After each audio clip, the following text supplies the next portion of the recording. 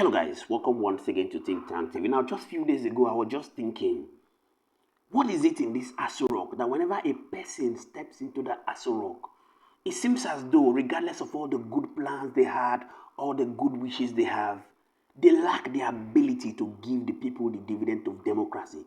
Could there be something in Asuro Rock that obviously inhibits their good plans? Yes.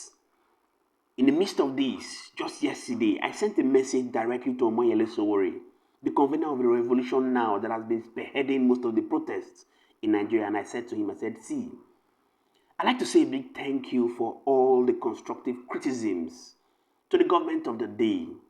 And somehow, something tells me that you would one day find yourself in Asuro Rock. When you get there, please don't disappoint us. Because if you look at all this, President Bola Ahmed Tinubu was also a pro-Democrat who protested against the government of the day. And even when he got into office, his words on the first day of assumption made it look like he was going to be on the people's side when he said, let the poor breathe. Today, is the poor breathing in Nigeria? Now, amid all the speculations, I stumbled on a video just a few hours ago by Pastor Chris Oyakhilome that for me has shed a deep light into the reason why it seems as though, regardless of the goodwill of leaders, not just in Nigeria, to bring about good to the people, it seems as though all their efforts tend to become futile. I'd like you to take a look at the words of Pastor Chris Oyakhilome that also backs up the point of the World Bank that has also applauded President Bola Ahmed Tinubu for this economic hardship that he has brought to Nigerians, stating that his policies are good and that in 10 or 15 years, Nigerians are going to be seeing the light of the day.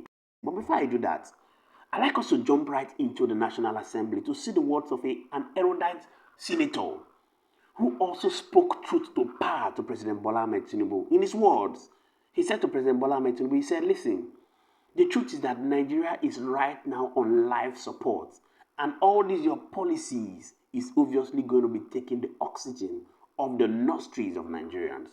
Take a look at this video before I come back to show you the words of Pastor Chris Oyakhilome that has also gained me their attention. We are not only calling for government to allow the poor to breathe, we are calling of government not to remove the cylinder that the poor are already living under oxygen. If you remove the cylinder, we are not talking about breath. We are talking about taking people's life. That can cause hardship to Nigerians. Government should look at it and review it and allow the poor to breathe. I appeal to all members to give all the necessary support to this very important and timely bill.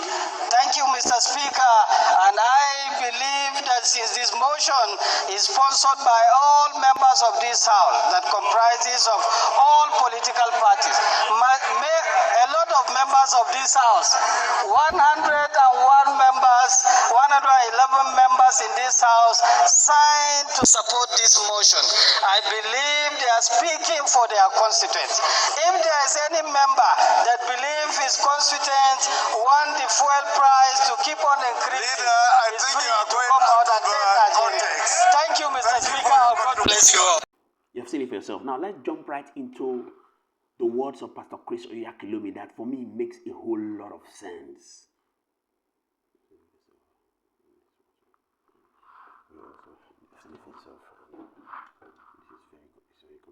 You've seen it for yourself. Now, it is very commendable when we see National Assembly members stand to speak truth to power.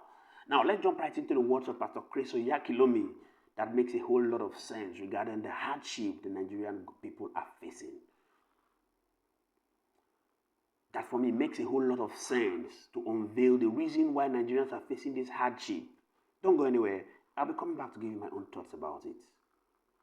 Take a look. The world is ready for a one-world government by force. And they want to do it in such a way and with so much restlessness, frustration.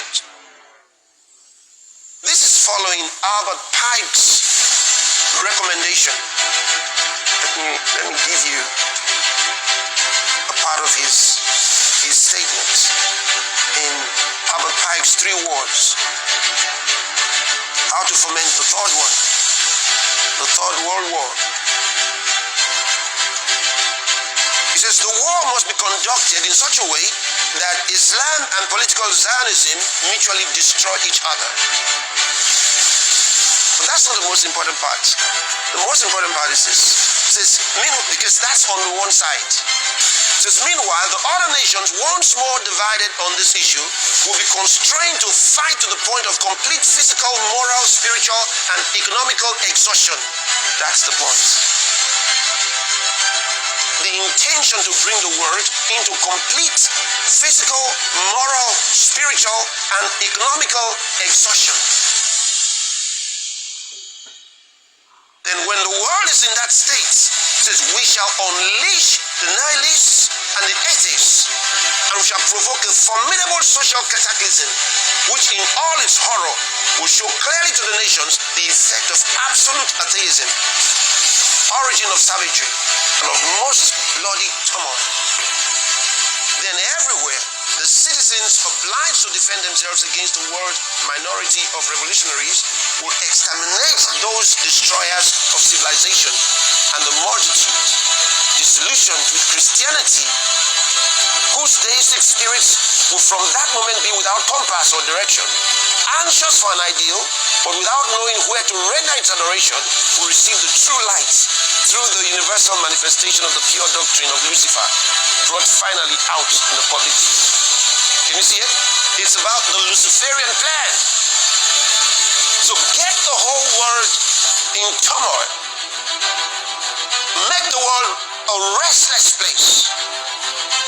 Trouble over here and trouble over there.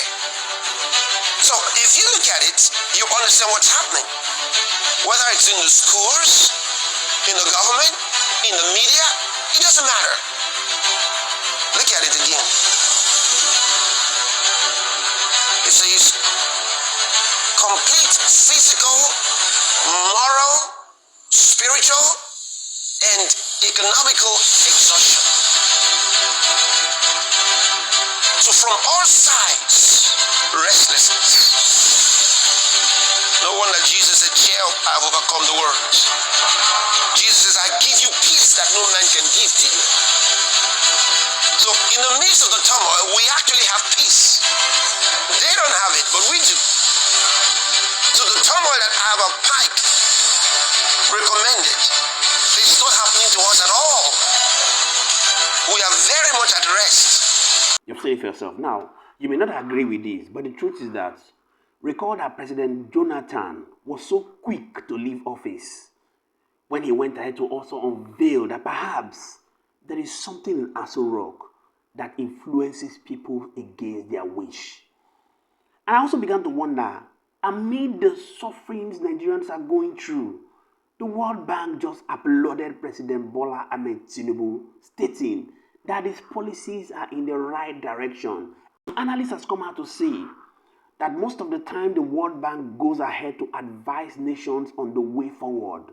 Every nation that ever took the advice of the World Bank never tends to blossom in the last few years. Does that make any sense to you? Many thanks indeed to all our viewers and returning subscribers. We truly do not take it lightly. Please intentionally do what to smash the subscribe button and turn on the notification bell so that you can be duly informed when we put out more informative content like this. My name again is Moses, and this is Think Tank TV.